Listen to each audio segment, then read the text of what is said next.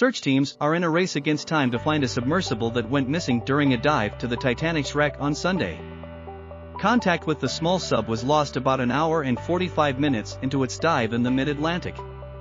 A massive search operation being run from Boston, Massachusetts, is attempting to locate the vessel and the 5 people on board. Here is what we know about them. Hamish Harding. The 58-year-old British adventurer runs Action Aviation, a Dubai-based private jet dealership, and has completed several exploration feats. He has visited the South Pole multiple times, once with former astronaut Buzz Aldrin, and flew into space in 2022 on board Blue Origin's 5th human-crewed flight. He holds 3 Guinness World Records, including longest time spent at full ocean depth during a dive to the deepest part of the Mariana Trench.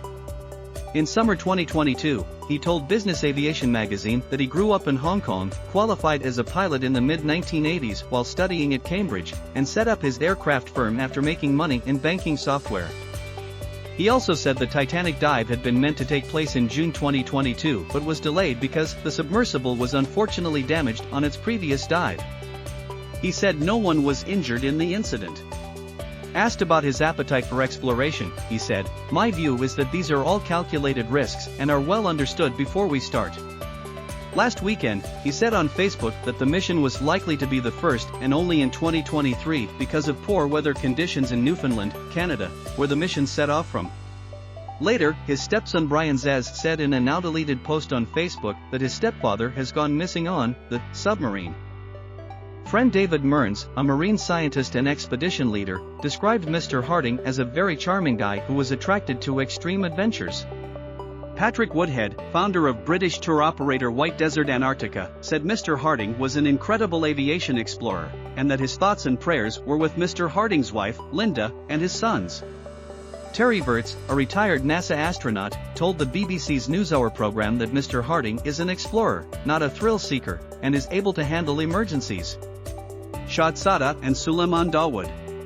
Suleman Dawood, 19, and father Shahzada Dawood, 48. British businessman Shahzada Dawood, 48, is from one of Pakistan's richest families.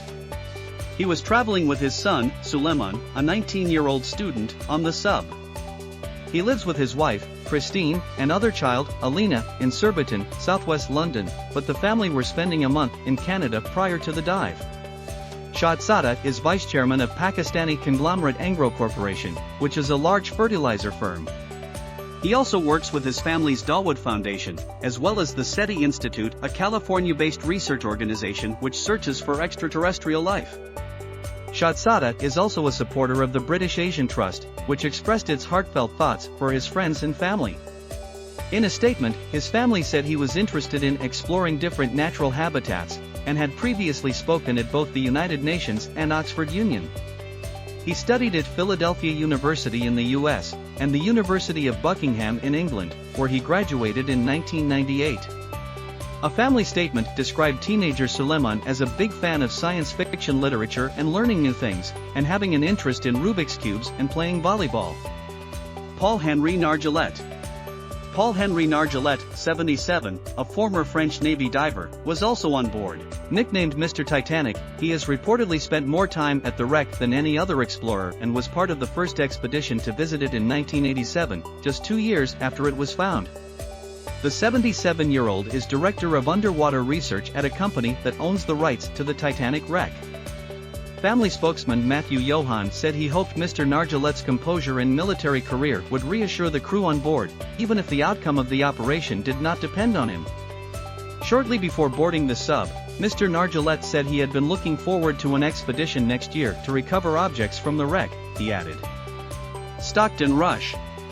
Stockton Rush, the chief executive of OceanGate, the firm which runs the Titanic voyages, is on board, the company has confirmed.